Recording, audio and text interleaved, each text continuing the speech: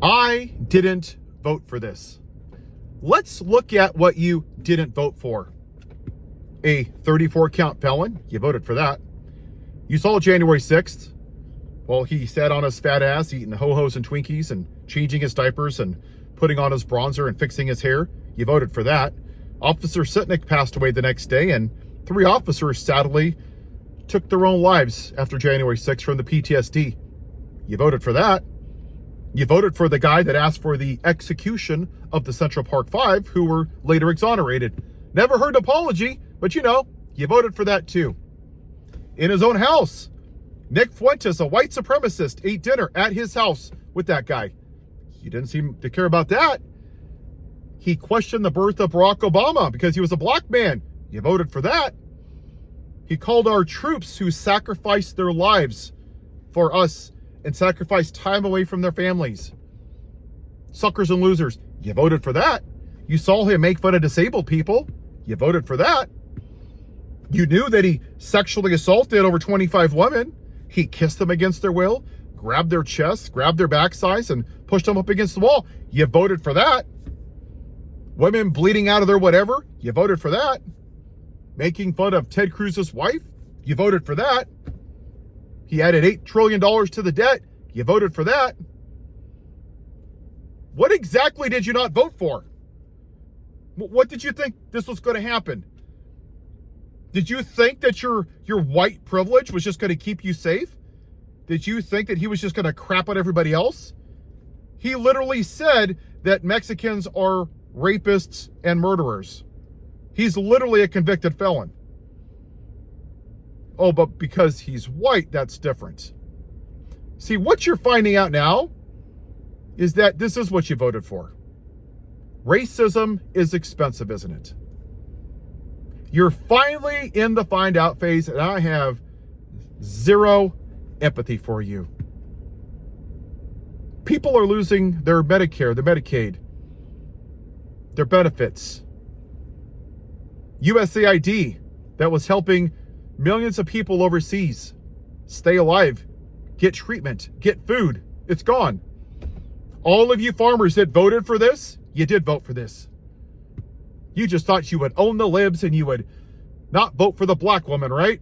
It was just too much. The black woman that used complete sentences, that finished at the top of her class, wasn't a felon, served at every branch of the government, spoke complete sentences, had a plan, universal health care, child tax credits, helping small businesses get started. That was just a bridge too far, right? You needed a dumbass. You needed concepts of a plan. You needed to hear about Hannibal Lecter. You needed to hear how windmills cause cancer. You just couldn't vote for the black woman because she intimidated you. Well, good for you. Now you're about to find out. This is what you voted for. You just didn't think it would happen to you. It's ironic that the people that pretend to be Christians, and I say pretend because they're not, that believe love thy neighbor as thyself, the only thing those people voted for was themselves. You didn't care about women that are survivors, that the trauma it would cause by knowing that their friends and family voted for a man who rapes women. You didn't care about that. You didn't care about the families of January 6th. You didn't give a damn about them. All you cared about was cheap eggs and cheap gas. Capitalism. Me, worldly goods. It's rich that you claim to build your wealth in heaven where moth and rust can't get to them. Morality, taking care of people, being kind and compassionate. You're supposed to give unto Caesar what is Caesar's, and the only thing you voted for was Caesar's, that which is of the world. Money. You literally disregarded morality and decency for capitalism. In the words of Kendrick Lamar, we are not the same. So you can save your thoughts and prayers when you lose your farm, when you lose your job, when the price goes up, and you're going to look back and you're going to say, you know what? Maybe I should have voted for the black woman, but for many of you, no. Many of you will still be living on the side of a street eating garbage, and you'll still vote to own the libs. because it was a bridge too far to have a black man in the White House instead of picking your cotton, and you just lost your mind. Your traditional family values is going away.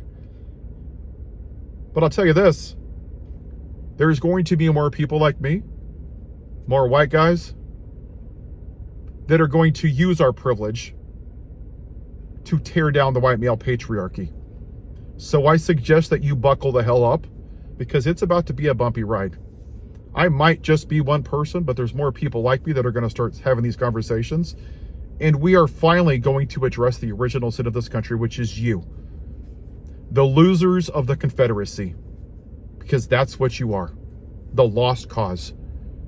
We made a grave mistake back then by not pulling the weed out by the root, and we just took the top off, and it's grown back. And instead of a Confederate flag, now it wears a red hat. The time is coming. That reckoning is going to come. I would like to actually make this country great for once. It's never been great for everybody. And once again, you voted for only yourself. America has never great for everyone except for the white man. And it's about damn time that we change that. So good luck on the FAFO. Thoughts and prayers. Pick yourselves up by the bootstraps. There's just nothing we can do. Just like you tell the survivors of school shootings. Have yourself a white day.